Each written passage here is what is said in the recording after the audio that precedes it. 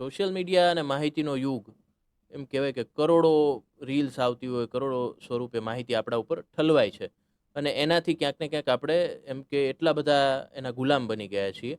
તો એક વસ્તુ એ છે કે સોશિયલ મીડિયાના યુગમાં સાચી જો શાંતિ મેળવવી હોય તો એ ક્યાંથી પડે?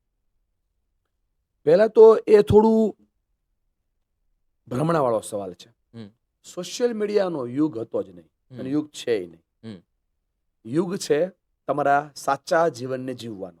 હમ ઓકે, એવું કોણે કીધું કે સોશિયલ મીડિયા યુઝ કરે એ માણસ ટાઈમ વેસ્ટ કરતો હોય? હમ સોશિયલ મીડિયા યુઝ કરીને કોઈ માણસો કરોડો રૂપિયા કમાઈ રહ્યા કમાય છે, બિલકુલ. છે, હે ને? સો જે વસ્તુ આપણા માટે કામની નથી એનાથી આપણે દૂર રહેવું જોઈએ. હમ અને શાંતિનો એક જ સિદ્ધાંત છે, જો તમને શાંતિ જોતી હોય, તમને ગમતું કામ કરો એટલે શાંતિ મળે. તો માતા પિતાને એવું લાગે કે અમને ફોન જોવાથી શાંતિ મળે છે તો એને જોવાય, હમ પણ એની અસર બચ્ચા પર ના થવી જોઈએ. અને માતા પિતાને એમ લાગે કે બાળકની યારે ટાઈમ સ્પેન્ડ કરીએ તો શાંતિ મળે છે, તો એ કરાય. આપણે શું કામ એને શીખવીએ કે તમે બાળકને ફોન મૂકીને બાળકને લો? એને ખબર જ છે બધી, એ બચ્ચું એ દુનિયામાં એ જ લાવ્યા છે. ખ્યાલ છે. પણ પ્રોબ્લેમ શું થયો ખબર ભાઈ? એક સ્કૂલમાં પ્રોગ્રામ હતો ને, એક છોકરો આવ્યો કાલી ગયેલી ભાષામાં, સર તમે કાનના શીખવાડતા હતા એમ કે મોબાઈલ નહીં લેવાનો, મોબાઈલ નહીં લેવાનો, મોબાઈલ નહીં. હા બેટા નહીં.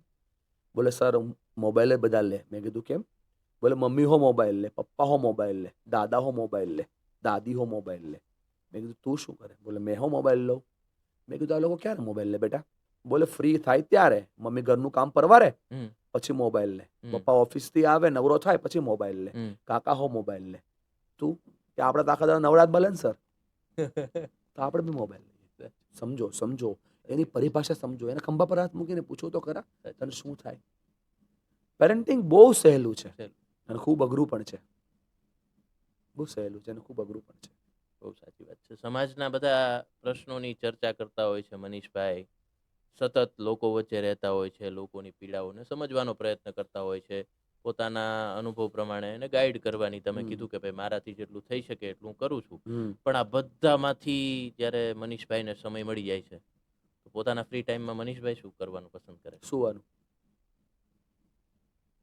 બીજું હમ સારી જગ્યાએ ફરવાનું, હમ અને ત્રીજું જેમાં મને જ શાંતિ મળે હમ એવા લોકો સુધી મારી વાત વિચાર કરતા વધારે હું ખુદ પહોંચવાનો પ્રયત્ન કરું છું. હમ મારે બધું સોશિયલ મીડિયા જે બધું સંભાળે છે, રોજ કેટલાય બધા ફોન એવા આવે, એમના પ્રોબ્લેમ્સ હોય. અમે ત્યાં માણસ બી રાખ્યા છે કે જે વાત કરે, પણ એમને મારી સાથે વાત કરવી હોય તો હમ ઘણી બધી વાર એમની સાથે વાત કરું છું, રિલેક્સ થાઉં છું.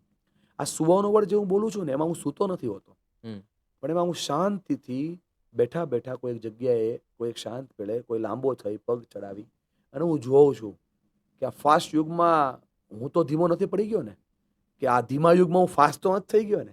બેલેન્સ. નાના બાળકોની હારે જાઉં, 6 વર્ષથી નાના બાળકોને રમવાની મજા કરું, 60 વર્ષથી મોટા વડીલો હોય એમની હારે બેસું, આઈસ્ક્રીમ ખવડાવવું, ગાંઠિયા ખવડાવવું.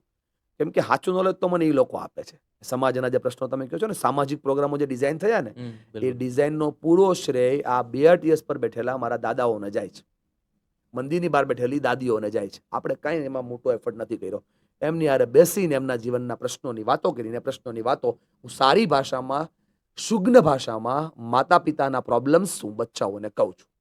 હમ 7:30-8 વાગ્યાના સમયે એક દાદા હારે ગાંઠે ખાતા ખાતા વાત કરી. દાદા ઘરે જ જવું? દાદા કે બેટા 7:15નો ટાઈમ છે. સમજાય? 7:15નો ટાઈમ છે. ડબલ PhD થયેલા વ્યક્તિ જેને એક સબ્જેક્ટમાં ઇંગ્લિશમાં અને ફિલોસોફીમાં ડબલ PhD કર્યું હોય, નામની આગળ 2 વાર ડોક્ટર લખવાની પરમિશન ગવર્મેન્ટ એને આપે. બિલકુલ. ઓકે, એ વ્યક્તિને ચા પીવી હોય ને તો મહેક આંગલાની જેમ, નમાલાની જેમ રિક્વેસ્ટ કરવી પડે. 9 મહિના પેટમાં બાળક સચવાઈ જાય છે માંથી.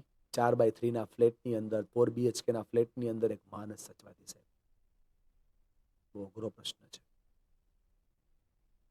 બહુ સાચી વાત છે. રાજકોટની અંદર મેં જોયેલી ઘટના છે, શેર કરું છું. વરસાદ ધમધોકાર ચાલુ હતો, સોસાયટીમાં ભૂલા પડ્યા, અંદરથી ગેટમાંથી નીકળ્યા અને એક ડોશીમાં વરસાદ ચાલુ છે અને બહાર જે સજુ કાઢેલું હોય ને ત્યાં સૂતા છે. બંગલો બહુ સરસ છે પણ ડોશીમાં બહાર સૂતા છે. નહીં ગમે બોલીશ તો પણ સાચી વાત કરી રહ્યો છું. દુઃખનું મૂળ કારણ છે રૂટ છૂટી ગયું. ના કરો એવું જ એને ના ગમતું હોય. અને દરેક વખતે ભૂલ બાળકોની પણ નથી હોતી. એ અમુક માતા પિતા લખણ ખોટા હોય, હમ જે ભૂલો જ કરતા હોય. મારા એક પોડકાસ્ટ રાજકોટના વ્યક્તિએ જ પોડકાસ્ટ કર્યો છે, અને મેં કીધું છે જી વૃદ્ધાશ્રમમાં કોણ કોણ આવે છે. વૃદ્ધાશ્રમમાં માતા પિતા જતા જ નથી. વૃદ્ધાશ્રમમાં સ્ત્રી પુરુષ જાય છે, હમ, સસરા જાય છે, અસંતોષી બાપ અને અસંતોષી માં જાય છે, બહુ સારો શબ્દ ભાઈ. અને નિરાધાર થઈ ગયેલા બે વ્યક્તિ જાય છે. મા બાપ થોડા વૃદ્ધાશ્રમમાં જાય, એના તો બાળકો હોય. સ્ત્રી પુરુષ જાય, જે પુરુષ જ રહ્યા હોય ને એ જાય, સસરા બની ગયા હોય ને એ જાય, નિરાધાર થયા હોય, જેના છે જ નહીં કોઈ, જવું પડે એમ. હમ વિચારજો, પુસ્તક લખાઈ જાય આના ઉપર આખું. એટલા અનુભવો મેં લીધા છે લોકો પાસે. હમ સેન્સિટિવ મુદ્દો છે, પણ ચંચેડવો પડે, કરવું પડે કામ આના ઉપર. દરેક લોકોએ, દરેક સમાજે, દરેક પ્રવૃત્તિ કરતા વ્યક્તિઓએ. નહીતર પછી ભવિષ્ય હાથમાં. ભારત સોને કી ચિડિયા, આર્યવ્રત કહેવાય એ મા બાપથી જ કહેવાય, પછી એ નથી તો કઈ નથી. વિચારજો.